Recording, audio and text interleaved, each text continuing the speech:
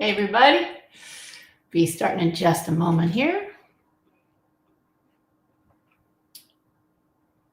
Oh, there's one more, and Instagram's always last. There it is. All right. Okay.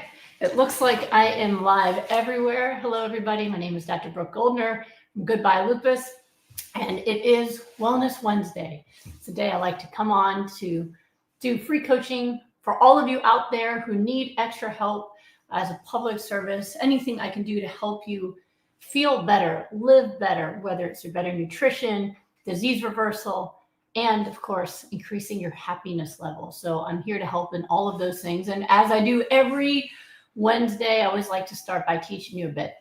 Now, I always have to remind you that this doesn't substitute for medical advice. I haven't met you, I can't see you, so I can't always know everything that you need to do medically, but I will give you the best advice I can, and of course, run any changes you're going to make to your diet, lifestyle, by your doctors to make sure that everything is right for you. Or if you need my personal help, you can go to goodbyelupus.com and make an appointment with me, and I'd happy to get to know you and be able to give you even more personal advice, okay? So let's get into it right away. The thing I wanted to start with, it's kind of a difficult topic, but just in the past 24 hours, many of you have been reaching out to me. I can already see some comments asking me about this already. Some of you may know of Chef AJ, who is a beloved part of our plant-based community.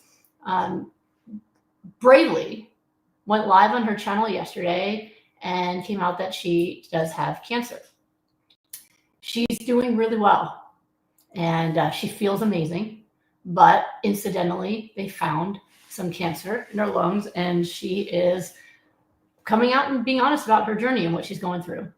And so I want to respect her and what she's done. I mean, she's obviously not keeping it private. I think it's so important. As I just said recently, it's important for people, even in the plant-based world, to be honest about our lives, our health, what we're going through. And I really want to honor her for that. We've come to become friends over the years. We didn't know each other before, but she would invite me to come on her channel. And even in the past year, when she cut down to just 4 guests a month instead of a new guest every day like she used to, she told me that she polled her community and asked them who they wanted. And I was one of the top requested people. And so we've just kind of gotten to know each other, and she has a big heart and she does a lot out there to help the community. And I'm only bringing it up because I know that it's affecting a lot of you. And both in our private group, Smoothie Shred, my emails, text messages, and even here, people have been asking me, please, can you help Chef AJ? Or the bigger thing I wanted to address actually is somebody posted in Smoothie Shred, well, if somebody like her, who's been a plant-based person for decades, can get cancer, then why are we even doing this? And that comment got me more alarmed than anything else. Because I want to make sure that none of you make decisions about how you take care of yourself based off of something going wrong for another person. And I want to address your fears. I want to talk about this in a way that's helpful for all of you, right? To understand maybe why or how this could happen, and what does that mean in terms of how we take care of ourselves. So the first thing I want to address head on is that just because somebody who's plant-based gets sick in any way does not mean we should just stop being plant-based, all right? That is never, ever going to be the answer, all right? So let's just put that out there right away, okay? That is like someone saying, well, since an extremely low percentage of people who get lung cancer don't smoke, might as well smoke, right? 90% of people with lung cancer, sometimes more than 90%, are smokers. 90% of them. Smoking is connected to the fact that you develop cancer. And in less than 10% of the cases of lung cancer, it was a non-smoker. So does that mean might as well smoke? Since non-smokers potentially can get cancer and smokers, 90% of the cancer rates are in smokers, do we just say might as well smoke? That sounds kind of ridiculous, doesn't it? Sometimes you see the opposite. Sometimes you'll see a case, and it always makes the news because of how rare it is. You'll see a news case where someone lives to 110 and they drink vodka and bourbon every day, smoke a pack of cigarettes, and eat bacon and eggs every morning. Does that mean we should all do that? You know what happens to most people who eat eggs and bacon every day and smoke cigarettes? They get heart disease, lung cancer, and die younger and in a lot more pain and disability. But because there's a tiny percentage of mutants that somehow make it through, do we base how we live our lives off the mutants? No. So how do you understand this? How do we make sense of it? Well, listen, I don't have AJ's medical chart, and I don't want to make it about her. I want to make it about people in general. So number one, can people who are plant-based get sick? Of course. We are all big, giant bags of cells, right? And these cells can get injured. They can have problems. And the most important thing to know is, one, how does it show up, right? And what can we do about it? And what are we doing that improves our chances of being well and staying well? And what's going to make us have a higher chance of being sick? So what do we know? Our health depends on multiple factors. Number one is our genetics, right? Our genetics determine what illnesses we can get. It doesn't determine whether or not we get them, but what we can get. Then we have our environment outside in terms of toxins we're exposed to, the environment we have emotionally, like trauma, and the environment that we create inside our body by what we put into it, whether it's cigarette smoke or whether it's junky eating, right? Those things are also going to then have an effect on how our genetics manifest, what shows up, what doesn't, right? So example I can give you personally, obviously, I have the genetics for lupus. I have the genetics for antiphospholipid antibody syndrome. That is the reason I had blood clots and mini strokes, right? I have the genetics for nephritis. I was in kidney failure at 16. All of those genetics have not changed. All right, I'm about to be 48 in 2 months. My genetics are the same. I did not get any kind of gene therapy, all right? So why was I dying at 16? Having mini strokes in my 20s, and at 47 and 10/12, I have zero health problems. I didn't change my genetics. I changed how I lived my life. I changed the environment of my body by changing how I eat, right? So we can manipulate and affect our genetics, and people's genetics and their lifestyles are complicated. People have been through many different things. So depending on someone's emotional health and what they've been through emotionally. You know, and AJ talks very openly about in her video. If you haven't watched it, I encourage you to do it. I think it's beautiful. She talks very openly about how she deals with anxiety. Those things are pro-inflammatory, right? There's things that affect our emotional life, affects our health. But also sometimes the diet is helping and it's just not enough, right? So an example I give you would be, if you've read my book, Goodbye Autoimmune Disease, the foreword is by Ellen Jaffe-Jones. Ellen Jaffe-Jones is awesome. She's just an awesome person. And I met her because she is a vegan athlete who used to do food demonstrations for plant-based doctors. I forget now if it was Dr. McDougall, I think it was. She used to do food demos for him, has been plant-based for a very long time, decades, and an athlete. She felt great, amazing, so fit, even in her 50s at the time I met her, fit, strong, feels great. And then one day she gets a rash, goes to the doctor, she has psoriasis. So Dr. Kahn sent her to me as a friend of hers in Michigan. And she wrote about this in the foreword of my book. She was a plant-based eater, ate all cooked foods. All right. So lots of starches and cooked foods and stuff like that. And it fueled her well. She felt good and she's running marathons, right? No reason to think anything wrong with her. She looked better than all of her friends, you know, fit, healthy, strong, right? But psoriasis is an autoimmune disease. So she came to me and said, why do I have psoriasis? I said, well, multiple reasons. I said, number one, your diet's not enough to battle those autoimmune genes. You need to get hypernourishment on board. We can fix that, right? And two, you are healthier than you would have been had you not been plant-based. Had you not already been plant-based, the psoriasis that you have probably would have emerged 20 years ago, and it probably would be all over the place. Instead of having these plaques on your elbows and your hands, you would probably have it over your whole body. So it's milder than it would have been. And it just shows us that what you've been doing isn't enough fuel to keep that autoimmune disease at bay. She went full goodbye lupus protocol, and in 2 weeks, psoriasis gone. Why so quickly? She was already low inflammation from eating a cooked plant-based diet. We added the nourishment, finished the job. She just posted online that over time, not as religious about the diet and everything, started developing a thyroid condition. She met with me, thyroid's normal again. Boom, fixed it. Right? She kind of let go of the smoothies, added those smoothies back, did the things I told her to do. Thyroid's normal. And her doctor, and she wrote online, she tagged me in it, that her doctor said, I've never seen someone's thyroid just go back to normal. What the heck happened? She goes, oh, I'm drinking my smoothies. So what I'm teaching is optimal nutrition. Most people don't do optimal nutrition on a daily basis, right? But sometimes what we're doing is enough to keep us healthy longer than ever, longer than someone else, but may not be enough to totally prevent a condition. Now, I don't have a food diary from AJ, what she was doing.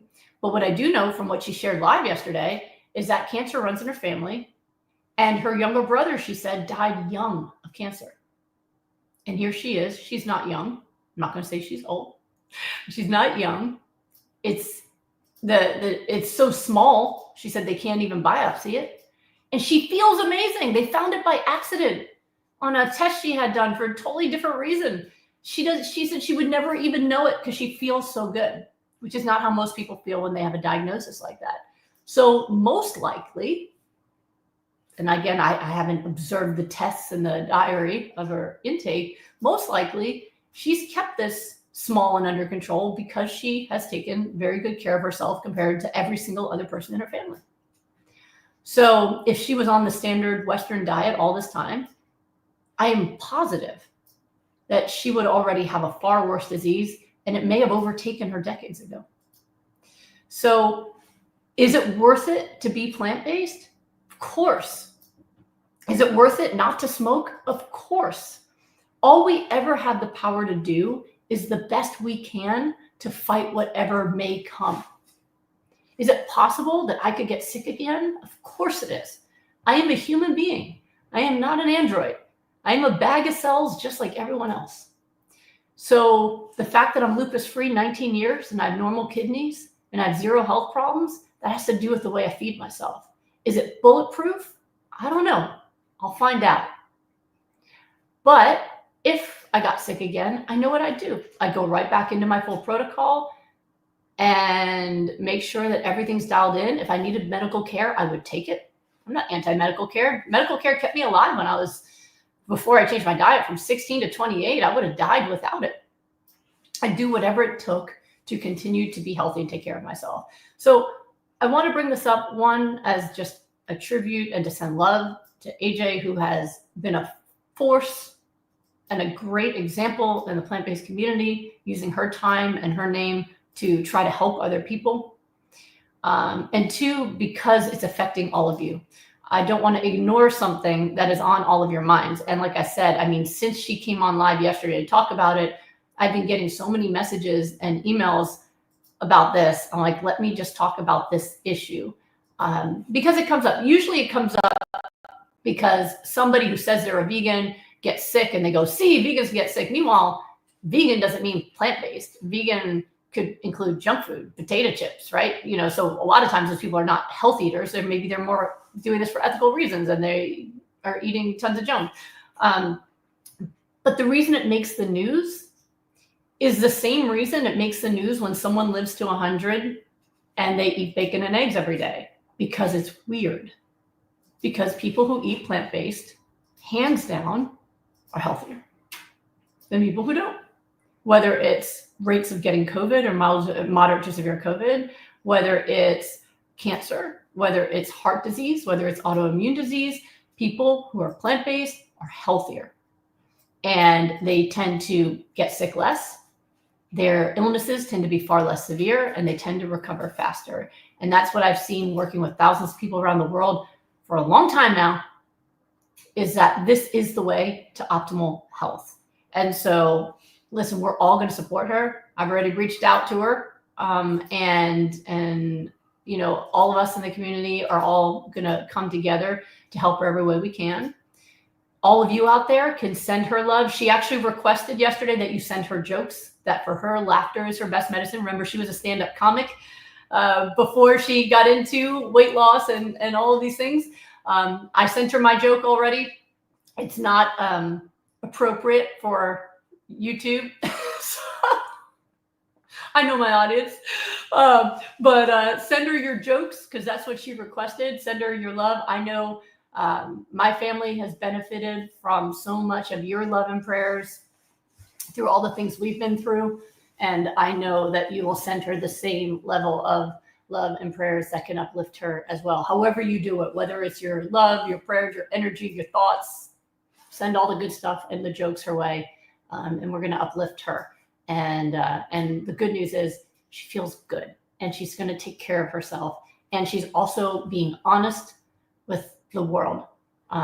She texted me this morning that it was my honesty this year that also encouraged her and inspired her. So love you back. And I'm glad. I said to her, anytime our pain can give others strength, it adds more meaning to the pain.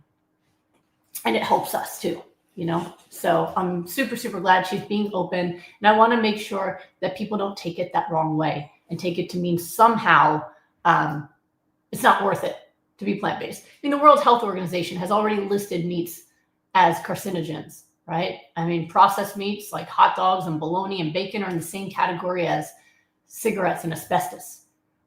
It's still worth it to take the best care of yourself you can to optimize your chances of being healthy throughout the rest of your life. And if something goes wrong, then we just try to analyze it and go, okay, what went wrong? A lot of folks, oh my goodness, so many folks who do my rapid recovery programs with me have already been plant-based, often for years. And then they're like, oh, I got sick and I'm not sure why. And they come to me to optimize it. A lot of plant-based doctors have come to me and been in my groups or work with me privately to optimize their health when their health went wrong. I just met with somebody today who said that, you know, I went to a doctor who says that she helps people with autoimmune disease, and she told me about all this stuff. And meanwhile, I know that person came to me for help themselves, right? So you know, there's always a path. There's always a way that we can do better. It's totally fine to also use medical health. Technology and medicine is helpful. You know, we've relied too much on the pharmaceutical industry and medications, and that's why people are living longer while sicker and not getting better. But sometimes it can be life-saving. So, you know, we're just going to all send her our love and our humor and let her plot the course for what she's going to do next. But also make sure that you take care of yourself that way too, that you're looking at all the ways you can optimize your own health. We all are dealt certain cards when it comes to our genetics, but we have a choice on how we play them. And we all should be doing everything we can to live well: nutrition, happiness, sleep, good relationships, work that gives us purpose, all of those good things. So I hope that helps all of you who are kind of struggling through that. I know it's been very emotional for many people who have been, who love her as well. Okay. So I want to make sure that I'm here for all of you as well. All right, here we go. Let's see here. Let's see. Oh, Philip wants to know, switching over, by the way, to Q&A, because I didn't give you a transition. Can Goodbye Lupus protocol heal fungal ringworm and jock itch? If you've got a fungal infection, I recommend you use antifungal treatment. I have had people, especially in my rapid recovery programs, who have told me that their toenail fungus completely went away, which is really cool. That's a difficult thing to heal. But if you have ringworm, you should treat it. It's highly contagious. You don't want it to spread. I would actually use fungal treatment and get it from your doctor. Okay. Lego Jam says, I've been binge watching all the live Q&As to keep myself motivated on Goodbye Lupus protocol on tough days. Well, that's so cool. I'm glad that they're helping you. She wants to know, or he, actually, I don't know. It's a Lego. Or they, I'm not sure, whoever Lego is. Does it matter the amount of chewing we do? The more we chew, the better digestion and absorption. Swallowing a small bite of broccoli versus really masticating, destroying the cell walls. Well, you don't want to just swallow a whole broccoli. You could choke on that. That's tough. But most commonly when I see this question, people are asking me chewing versus smoothies or something, in which case smoothies have actually been proven to increase absorption of nutrients. Why? Because it is more broken down and your gut doesn't have to break it into small pieces to absorb the nutrition. It's already broken down. It can just grab the nutrients, right? So same with mastication or chewing is that, yeah, if you chew it up more, either with your blender or your teeth, you will absorb more nutrition from it and probably have less digestive discomfort. All right. Daily vacaciones. Sounds good to me. Hey, Dr. G, I've seen 2 different types of organic cold press, pure and unfiltered flax oil and fresh and lignin. Which is best for GLP? So understand, unfiltered and with lignins is the same thing. That means they're including the actual shells of the flax seeds. So when they take the flax seeds and they press it and they get the oil out of it, if they filter it to just get the omega-3s, to just get the flax oil, it's called filtered or lignin-free. If they leave the seeds in there, the shells, the fiber basically, then it's with lignins or unfiltered. Both are on the Goodbye Lupus protocol or Goodbye Autoimmune protocol. Both of those are fine. The reason people usually choose the oil is because of the potency. So just a few tablespoons of flax oil has more omega-3s than a whole half cup of seeds. It's more expensive, but definitely more concentrated. But if you're using it because you're trying to, let's say, decrease your fiber intake because you're already bloated from all of the vegetables, and then when you add all the flax and chia seeds, you're just feeling too bloated, then you want to get the filtered kind. It takes out all that extra fiber. You don't need more fiber once you're eating all the vegetables that I recommend. So most folks who use the oil, they're really using it because they're trying to get more bang for their buck in terms of the omega-3, and they want to decrease that fiber intake. Or if you have low kidney function and you're supposed to be avoiding potassium, then you want the filtered as well. Hopefully that makes a difference. All right, let's look over in Instagram. Hey, everybody in Instagram. The very first question, can you address the medical anxiety that a lot of us feel after hearing Chef AJ Nucisa? I'm trying to address that. And Julie, I know she appreciates your love. Let's see. I know she's going to be all right. She's going to be all right. We're all going to take care of her. Alice says, hi, Dr. G. What do I do about food cravings during pregnancy? It won't shut off. Thank you. Well, pregnancy messes with your sense of smell, cravings, all that kind of stuff. I understand. What to do depends on what you're craving, and it also depends on your health. So if you're otherwise healthy and you're just trying to do a nourishing plant-based diet, then try to offset your cravings with something that could be a healthier version of it. So for example, if you're craving French fries, well, you don't want to do that all oily and everything, but maybe you can do oven fries, or air fryer with no oil, right? Something like that. If you are craving a burger, you're going to maybe make a lentil burger or something like that that's made from just plants and no added oils or things like that. If you are trying to heal a disease while pregnant and you're trying to be on the full raw protocol, that can be difficult. I mean, one is in terms of the cravings. I mean, we've done it before. I have helped quite a number of people who are pregnant who have reversed their diseases while pregnant with me, especially in rapid recovery. But then you have to just offset it. So one is you stay full. Remember, it's unlimited food.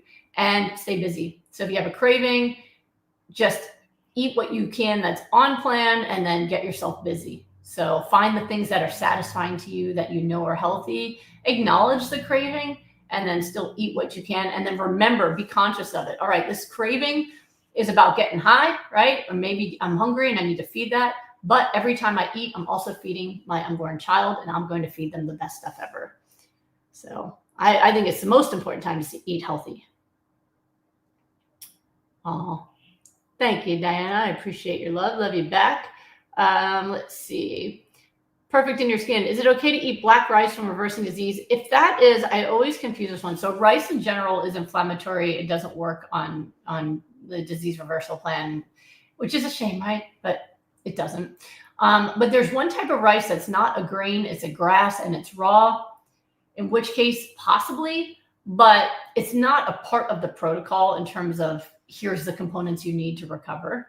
So I would recommend that if you're trying to reverse a disease, stick with what we have tried and true and know works.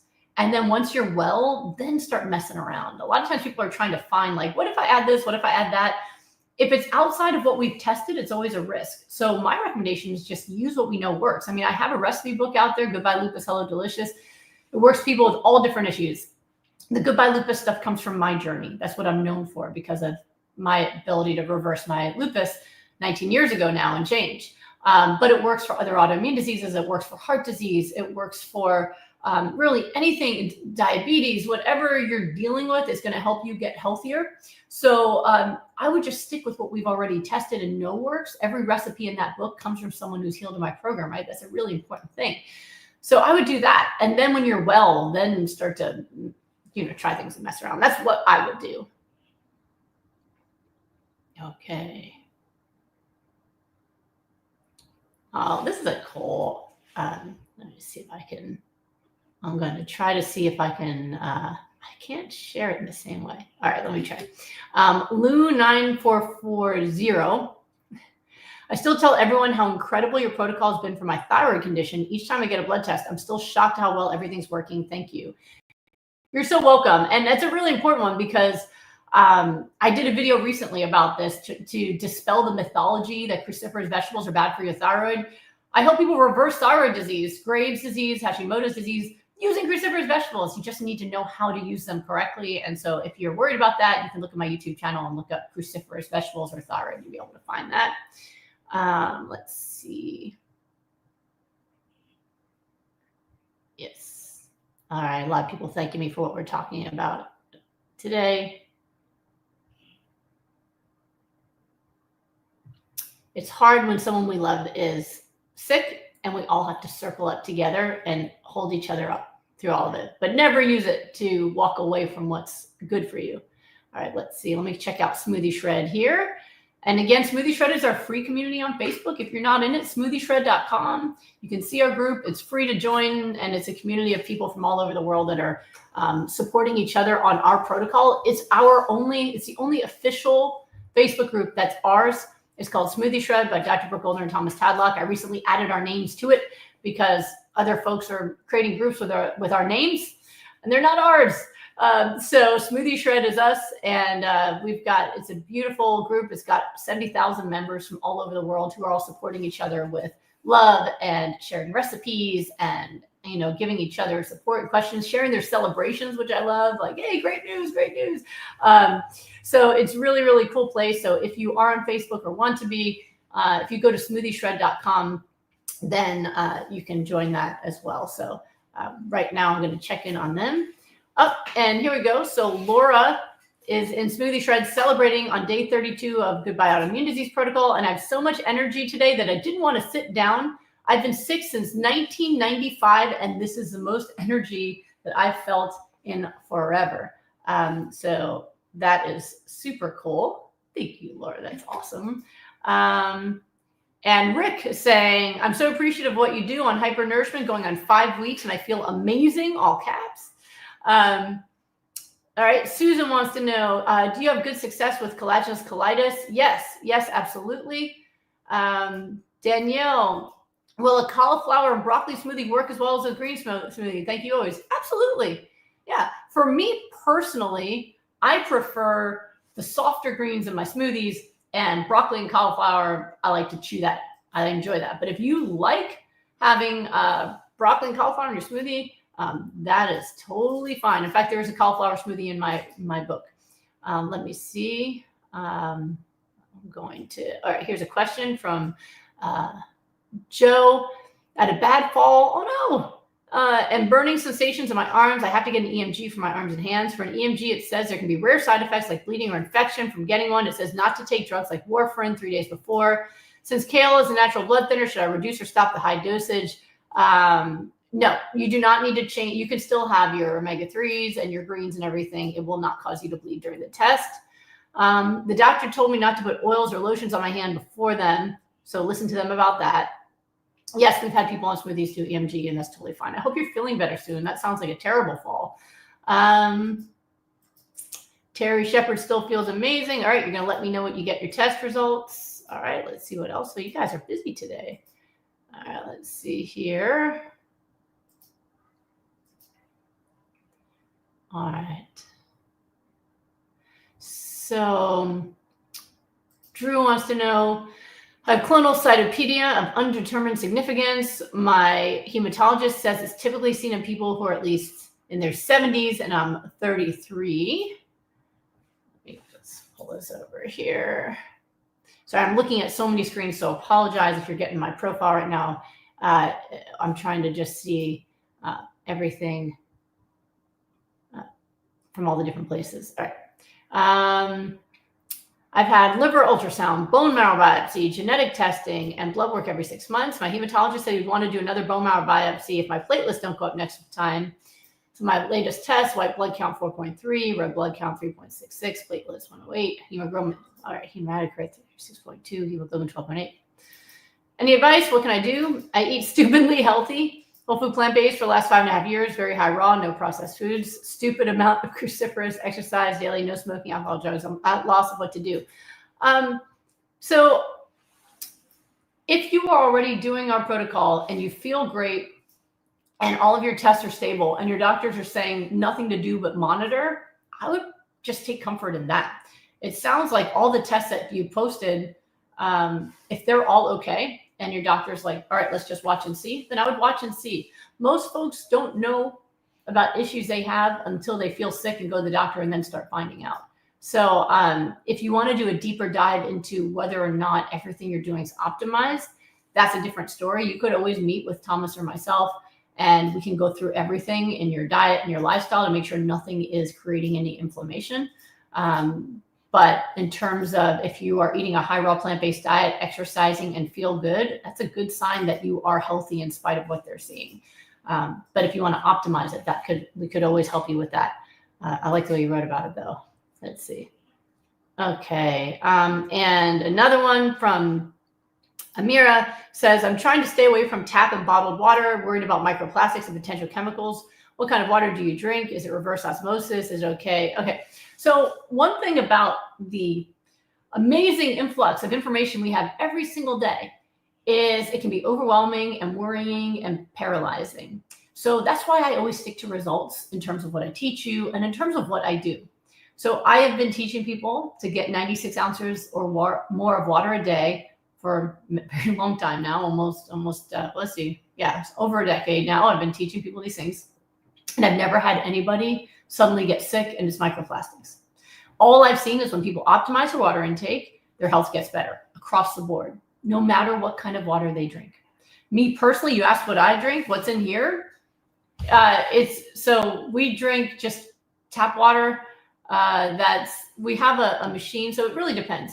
In our last house, we just drank it with out of the fridge. So whatever is in the fridge, we just drink it out of there. Sometimes I don't like the taste of the water. I grew up in New York, where I know people don't think that's so, but New York water tastes really good. I know if my mom's watching, she knows, right? And some places the water just doesn't taste good to me. So I'm a little picky about that. So now we have one of those machines. I don't even know what kind of filter or anything. It's just a machine that the tap water goes through it, but it's not like reverse osmosis. It's not alkaline. It's just like a normal filter like you would normally have in your fridge or something, because this refrigerator at this house doesn't have a water filter.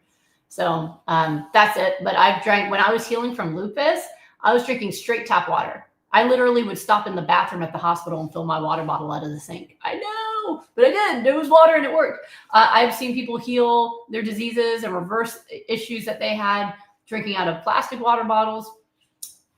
Any water they use works. So if we're going to worry and obsess, my recommendation is to worry and obsess about things that we know from results has direct outcomes on people's health. So we know that eating animal products makes people sicker. We know that eating processed foods makes people sicker. We know that eating, a pound of high nutrient cruciferous vegetables a day makes people's health better. We know omega-3s like flax and chia makes people better. We know drinking more water makes people better. We have to do the best we can in any given moment. When I was healing, I couldn't even afford organic vegetables. I was an intern. I couldn't even afford my own rent without Thomas sending me money. He was still in Pennsylvania at the time. I had no money. I was broke. So I made more money when I was waitressing and bartending in medical school than I did when I was an intern, officially a doctor. So I didn't eat organic, and I drank tap water, and the lupus disappeared completely and never came back. Now I can afford to eat organic produce, and I don't eat all organic, but I get, I do the clean 13, dirty dozen, or clean 16, whatever. My power greens, my green leafy vegetables, berries, stuff like that, I do organic. Banana, avocado, often not. So it's the same kind of thing. Try not to spend too much time and energy worrying about those things. If you are feeling well and getting better, perfect. If you just want to bypass it and not have to worry about it, then great. If you can get a special filter that's cleaner and there's no microplastics and all that, awesome. Go ahead and do that. Not everyone can afford to do that, and not everyone will need to do that. But currently, so far, the issue I've seen when it comes to water is people being dehydrated, not people having the wrong water source. So I don't worry about it. I don't think you need to worry about it. But if you want to do something about it, because that'll clear your worry cache more than me just reassuring you, then that's what I would do. Okay. Let's see here. All right. Let's go to regular Facebook.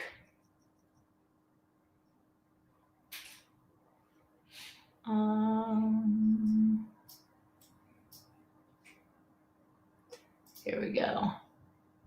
YouTubers always get a head start because it gives them like a post before I come on live. Let's see. Oh, this is cool. I love celebrations. I'm telling you, this always drives me to do more Wellness Wednesdays is when I see stuff like this. So Julie saying, I'm so happy I'm live with you. I usually catch a replay. You help me reverse lupus and kidney disease. This is why I'm doing this work for free for the public. It's because it works and people get better without ever even needing to meet me. It makes me very, very happy. So congratulations, Julie. Goodbye lupus, and goodbye kidney disease, and hello awesome life. I love it. I love it. I love it. Oh, another one. Look at you guys all celebrating at the same time. Let's see here. So Inez says, Dr. G, thank you for your show. Just watching you every time and having your follow, drinking your smoothies every day. I'm now free of any body pain and I'm 68 years old. Thank you so much. Bless you. Bless you back. And I'm so, so, so happy for you. Bengal Girl says, I switch back and forth between cooked and hypernourished, and on the days I'm raw, my energy is amazing. I know it is amazing. It is amazing how good raw feels. Okay. Here we go. Oh, you guys are all just trying to make me smile today, aren't you? So check this one out here. Celebration was diagnosed with lupus and rheumatoid arthritis a year and a half ago. Follow you on everything and have been hypernourishing since then. Recent blood work last week showed zero inflammation and lupus is inactive. Thank you so much. You're so welcome. Super, super cool. It works. It works. It works. It works. All right, let's see. Oh, we got some spam. That's nice. Let me see. All right, here we go. Here's a question finally on Facebook. You've said that if you aren't born with an ailment, there's an opportunity to heal it. I developed dark under eye circles at 14. No clue why. You see this reverse or know why they develop? I've heard reasonings from medical medium, the animal-based diet programs on how to fix it. No improvement. I'm 25 and wonder if this will ever be fixed. I don't have your answers. There are so many different reasons people develop under eye circles. It could be at 14 was exactly the time when your body was changing, right? So puberty. So there's some people who just naturally have dark under eye circles. The skin that you have is the thinnest under your eyes. And so you can see the blood vessels more clearly. And so some people, you just can see it better, especially if they have pale skin. You don't have a profile picture. So I think it's just a picture of a leaf. So I can't tell from the leaf, but some people, just are more pale and have lighter skin, more visible blood vessels. There's other folks who have habits of rubbing their eyes. I've seen that a lot. And when you rub your eyes, it makes this more visible. So you don't want to do that. And then there are also, of course, medical reasons why as well. But if you've always had that and you don't have any health issues, it might just be you. You can always try eating the way we teach, and it will make your skin more healthy and beautiful and glowy and dewy and all the things people want, and see how it looks. But, you know, the other reason is also poor sleep. So optimize everything you can, and then just be really kind and loving to yourself. If you are healthy and that's just how you look, then embrace it, or use concealer. But embrace it. None of us are perfect. We all have our little things that make us however who we are and how we look. And I actually think that it's the little things that make us look slightly different that make us more memorable and beautiful, and not the perfection. So I'm not sure, but sleep, rubbing versus just your looks and your skin, we don't know. But you can always optimize skin health with hypernourishment and see how it does. Okay. Oh, we got another celebration. I've seen this many times as well. So Sherry is celebrating that the warts on my hands left after being in the Goodbye Lupus protocol. You know what's interesting is I had this happen too. I had a wart on this hand, on this finger. It started in med school and it lived there for years. No, it was there in high school. What am I even saying? It started in high school. And maybe because I was on immunosuppression, I was on 60 milligrams of steroids a day, prednisone, plus I was on chemotherapy. So my immune system was not there. And I had this hard wart that lived on this knuckle all the time. And then by the time I got to med school, it had a baby. And then I had two warts, a big one and a little one. And it lived on this finger, and I hated them. And I used to go to the dermatologist. They would burn them off, and then they'd grow right back every time. And I remember even back then, this is like in the early 90s, early to mid 90s, that it cost more to have a dermatologist see me for 5 minutes. He would come in with the gun and look at me, freeze it off, and walk out, be in the room for 5 to 10 minutes max. And it cost me more out of pocket than I charge for people to spend 75 minutes for me to learn everything about them and hold their hand and develop personalized plans and get to know them. It was so expensive. And I would go because, ew, who's going to want to hold my hand with this wart, right? And those warts disappeared when I changed my diet 19 years ago, and they have never come back. It is perfectly beautiful skin, nothing there. So I personally have had this same experience. Warts are viruses. They come from viruses. So when your immune system is optimal, it can go in and nab them. Even when they lived there so long, I just figured I'd name it because it was just a part of my body. And finally, when I gave up and I named it, then it went away. So yeah, Shari, I celebrate that with you. Celebrate that with you. All right, let's see here. All right. Judy wants to know, hi, Dr. G. I found out over the weekend that I have probable Crohn's disease. I started Goodbye Autoimmune Protocol Monday. I work out 5 days a week, strength training, 4 days a week of aerobic training. Do I need to worry about calories or protein with my very active lifestyle? So no, not specifically. So first of all, perfect program. Hands down, our results are incredible with Crohn's and ulcerative colitis. We've had a lot of people do my rapid recovery group for that. And usually their markers for colitis, like calprotectin, are normal before 4 weeks are up, but definitely by the end of 6 weeks. By the way, I forgot to mention it. My rapid recovery group, for people who are enrolling in that, it is enrolling now. People are joining it. It starts January 24th, if you didn't hear that before. So we are not going to be having one over the holidays, but January 24th, all of you people who need it and you need my help to work with you every day, January 24th. That's at goodbyelupus.com. But our results in rapid recovery for Crohn's are fantastic.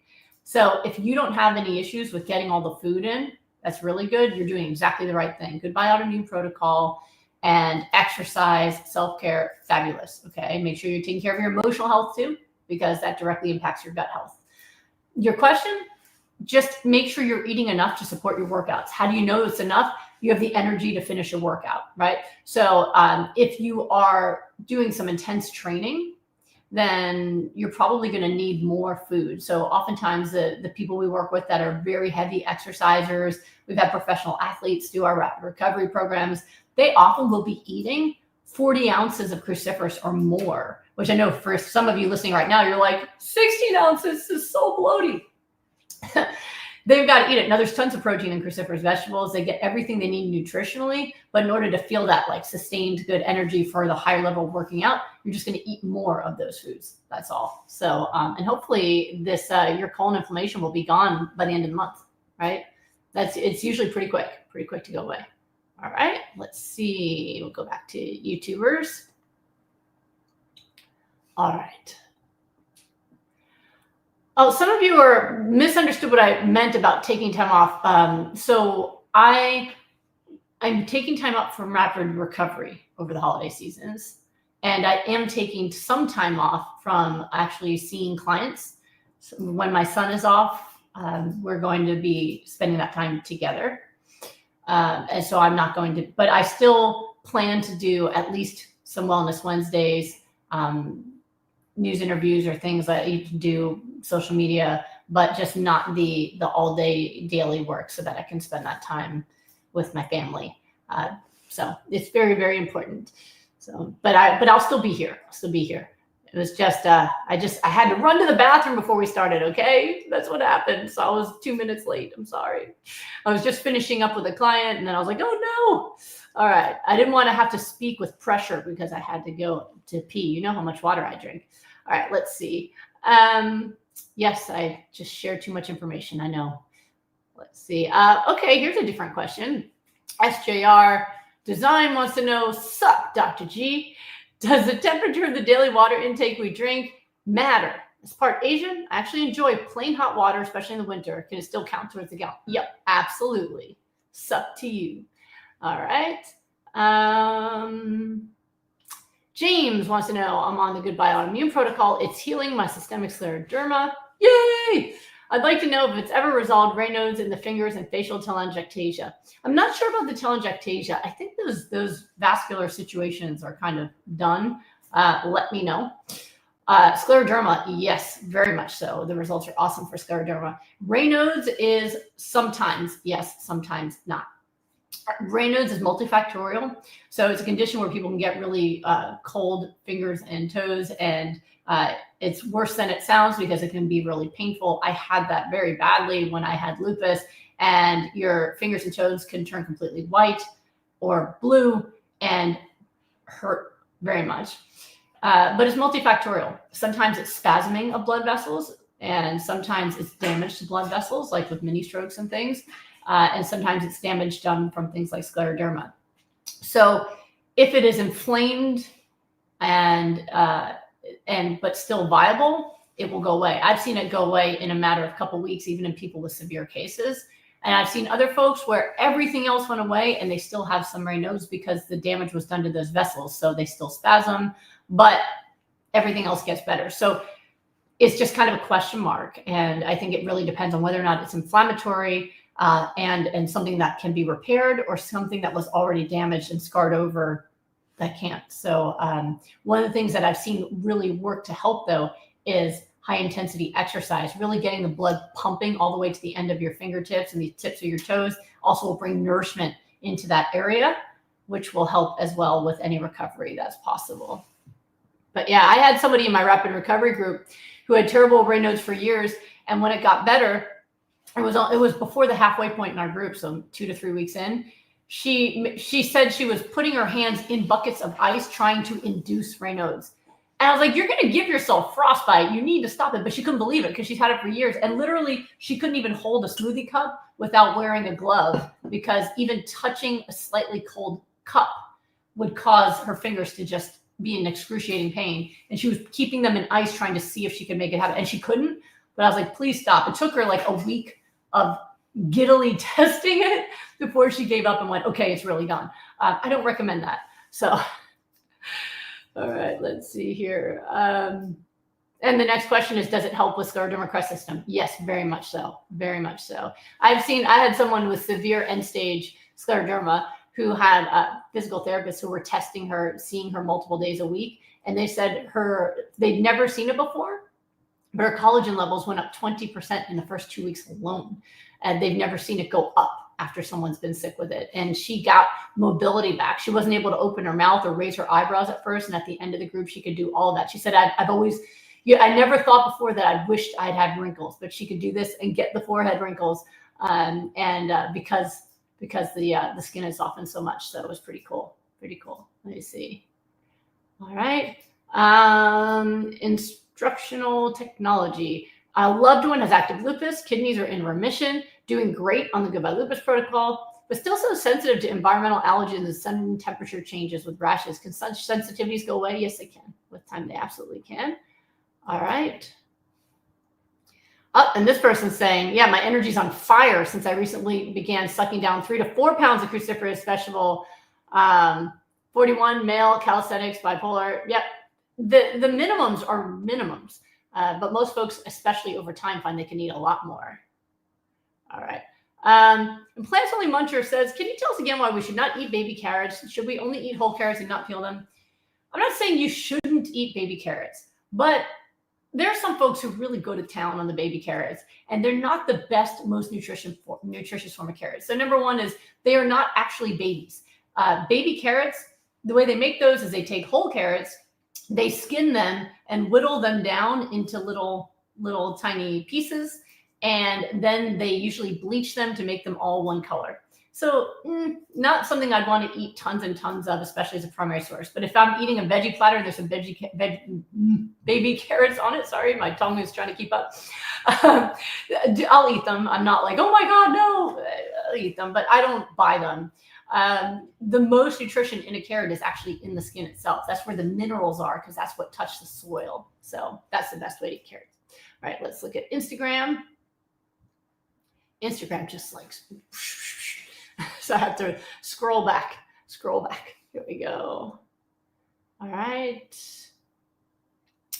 Let's see. Aria Aesthetics. I have interstitial cystitis. I started to eat plant-based food, but it's been very difficult. So much pain in my bladder. It is a very painful condition. I have lived with it myself, and it went away when I switched to eating plant-based. And so I know for me, I was a vegetarian, and it was the eggs. I tested it. It was the eggs.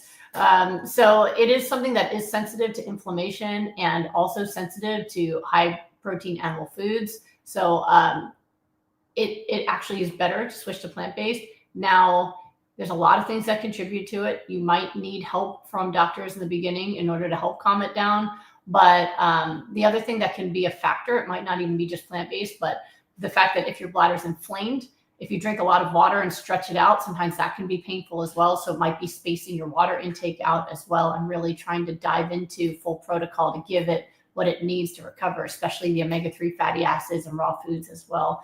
I hope you're feeling better soon, because that was torture. I remember very much how much torture that was. All right, let's see here. Matt Dudelsky, did you have any food allergies when you were ill with lupus? Is that why you like Ezekiel bread, because it's better tolerated? I personally never identified any food allergies for myself. That was not an issue for me. Many people with autoimmune issues also have food sensitivities and food allergies as well. Your immune system is what creates allergies and sensitivities, right? So your immune system is responsible for that, as well as, of course, the autoimmune process. So it's very common that people will have food allergies suddenly happen and then develop autoimmune, or the other way around. Is that why I like Ezekiel bread? I like Ezekiel bread specifically. I am not a brand ambassador. It's just that of all the breads out there, it's not processed. So if you look at the Ezekiel brand, that company, they make their breads out of sprouted grains. There's no added oil. There's no added sugar. And you have to keep it in the freezer or refrigerated, or it will mold immediately. So it's not like that stuff that sits in the bread aisle. So I have found that of all the breads, people can use that in step down and remission, and it doesn't cause any problems. So since most people enjoy bread, I don't have any gluten sensitivities. That's my bread of choice. That's the one that I use in my fridge. Let's see.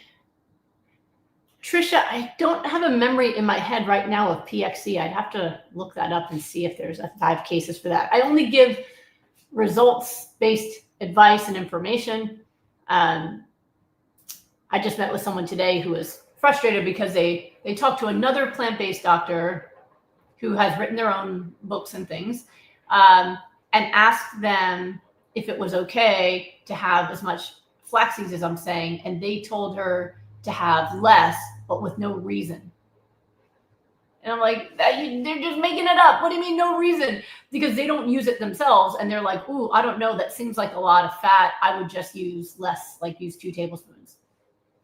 Like, when you make stuff up and when you give opinions that aren't backed by results, you have the potential to be wrong. And even worse than being wrong is you have the potential to harm.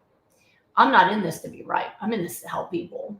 So that's why if I don't have a result to share or a case that I can relate, I'll say I don't know. Because I don't want to make it up and think about it and go, yeah, oh, I think, yeah. I'd rather just give you results and speak from there. That's the most important thing. And if someone ever gives you contradictory advice, ask them the cases that advice is based off of, or is that your theory, right? Even smart people can be wrong when they get into the world of theory. So, all right, let's see. Demoto99 says, huge question for me. Brain fog is basically ruining my new job position. I can't focus on the new material. I'm always in pain. Any advice? I'm sorry to hear that. I don't want you to lose your new job. I would try doing my full Goodbye Autoimmune Disease protocol. For those of you who are watching now live, if you're on YouTube, if you're on Facebook, there's a link in the description. On Instagram Live, it doesn't let me do that. But when the live is over, you can just click on my profile, and there's a link in my profile that has all my resources. And I have tons of free resources to help people, or low-cost resources like my books and things. But usually, that's the biggest thing people notice in the first couple weeks is pain going down and energy going up. I just met with someone today who has breast cancer, and it metastasized into her bones, and she was in so much pain all the time. She was using a walker. And she said within a few weeks of doing my Goodbye Autoimmune Disease protocol, all of that pain went away, and she no longer uses a cane or a walker at all. So, pain and mental acuity, brain fog, all that stuff is related to our water intake and our diet. Of course, make sure you're getting enough sleep too. That's going to help as well. Let's see here. All right. And Lizzle's healthy level. Whoa, can you guys hear that thunder? I don't know if you can hear it just started pouring outside. Okay. When you're in maintenance, how much iodized salt should you take a day? If it's your main source of iodine and salt, a teaspoon a day should do you good. That should do you good. All right, let's see here. Okay, let's go back, see if Smoothie Shred has added more. Whoops, they have. Let me bring this over here. Okay.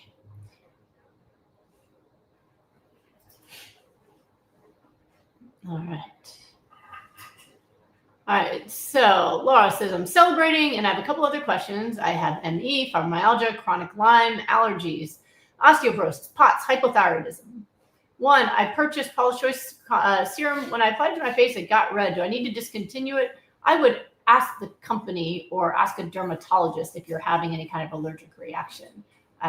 Anytime your skin has a bad reaction to something, and some people find that they're sensitive to things. I like that one for vitamin C because I have very sensitive skin and it doesn't bother me at all. But whether or not it's a normal reaction and it just like gets red initially and goes away, or whether it's abnormal, that I don't know. I would probably reach out to the company and ask a dermatologist that one. But you don't need to take it. You don't need to use serums. Like that was something that I've tried, but it's not like my daily regimen. I just use my shea butter and let my skin do what it's going to do. Let me see here. I seem to be having a lot of skin sensitivity in the last week. My clothes feel itchy sometimes. Seem to be much more sensitive to foods. I think balsamic vinegar and maybe pineapple. I'm not exactly sure what's causing redness and itching. I've been taking Benadryl. Last night I took 4. Oh, you must have slept well. I used to have a lot of problems like this when I got Lyme. I'm just not sure what to do. So it might not even be the serum. It might be something else. I don't know why you're more itchy. I mean, one of the reasons people get itchy is just because they are dry, right? So if you are getting all the water intake in you need, and you're using shea butter on your skin and everything, and you still feel itchy, then it's not dryness, it's something else. If it's something that you're eating, that's an easy test. So balsamic, for example, is usually pretty high in sugar. It's one of the reasons I don't recommend it anymore. If you are using it, I know that there's recipes that have balsamic in my new recipe book, but I made sure to write low sugar balsamic, 2 grams of sugar or less per tablespoon, because nowadays they don't write sugar, they write grape must, which is sugar. It's just like corn syrup. Grape must is sugar. So I have seen balsamics that have 8 grams or more of sugar in a tablespoon, sometimes less than a tablespoon. So you can try just taking out the balsamic. There are still brands out there that are low sugar, but it just takes a little more time to find them. If pineapple is new, take that out. Those are easy things you can do, right? You can go to full Goodbye Lupus protocol, take out anything that might be irritating and see if it just calms down, goes away, and then start adding things back. That'd be another way that you can do it. All right. Oh, oh, thank you, Laura. She wrote, oh, I seriously didn't even say hi. Thank you for all the compliments you wrote there. That's really sweet. Donna said, I need your book, Dr. G. Is it only green juice and no cooked food? No, it's not. Goodbye Lupus, Hello Delicious are all different recipes for how you can do the hypernourishment protocol, the Goodbye Lupus protocol, the Goodbye Autoimmune Disease protocol, without just doing smoothies. So there are some smoothie recipes in it, but most of the book are different kinds of meals for breakfast, snacks, lunch, dinner, tons of dressings, desserts, all made from the raw foods that you can use to reverse your disease. So you can literally live out of that book and reverse your diseases. So it's not just juices. If you're looking for just smoothie recipes, get them for free. SmoothieShred.com. We have free smoothie recipes there that you can use. Yeah, use that. But yeah, the book is to give people more than that. And all of the recipes came from people who have used it in rapid recovery to reverse their illnesses. So it's very special in that way. And Christopher said, should we avoid bananas due to the ability to neutralize antioxidants? Absolutely not. I've answered this in other Q&As. It does not do that. It's overstated. Listen, putting banana in the smoothie makes the smoothie taste good, which makes people drink the smoothie, which makes their diseases reverse and go away.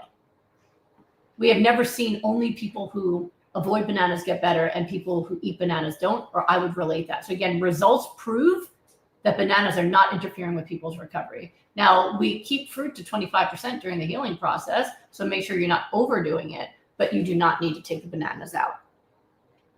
All right.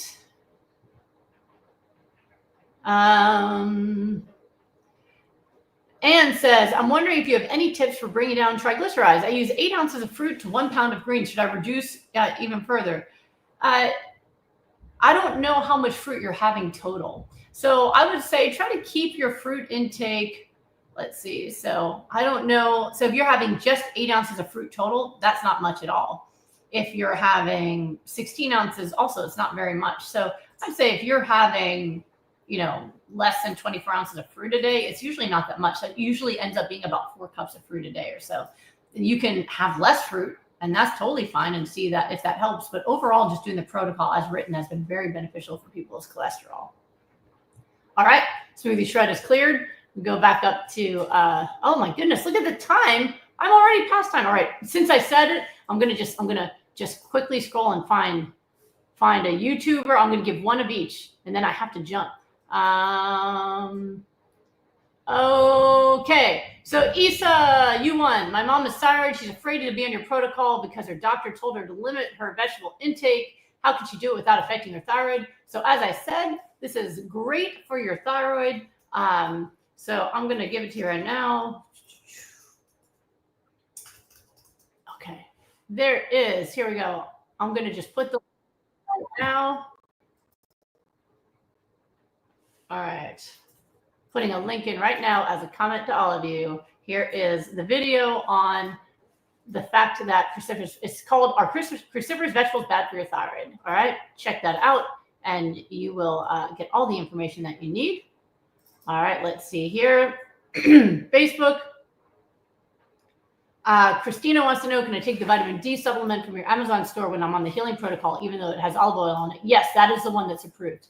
Vitamin D is a fat-soluble vitamin, and so it needs to be dissolved in some kind of fat. But 1 or 2 drops that you're taking, that's totally fine and approved. If it's on my list, then it's approved. So that's the most important thing. And let me see here. Smoothie shred is clear. And Instagram final question. Let's see who it's going to be. So who's going to be? All right.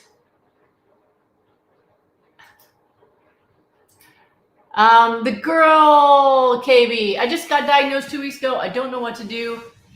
You're in the right place. I'm sorry that you've been diagnosed. You didn't say with what. I'm sorry you've been diagnosed with anything. When this video ends in a couple seconds, click on my profile link and see the options there. I have a link tree there that has all my different resources. There's a lot you can do to get your health back. And the fact that it's brand new, your body still remembers how to be healthy. You just have to give it what it needs to get there. Remember that your body knows how to repair itself. What it needs are the right ingredients. So I teach you nutrition for that, right? Our hypernourishment protocol, goodbye lupus protocol, right? If you need the other ways that you nourish your body, like the emotional way you nourish your body, the goodbye autoimmune disease protocol, which is based off my book, Goodbye Autoimmune Disease, right? That's how we put it all together. That's what we do in rapid recovery, right? Is put it all together. So make sure you're doing everything you can to nourish yourself, both physically in terms of what you eat and emotionally in terms of what you consume, in terms of relationships, social media, all of that stuff. Take really, really good care of yourself and give yourself grace and love, the best diet ever. All right. I hope to see you all soon next week. And I hope this helped all of you today. Take care, everybody. It's good to see all of you here.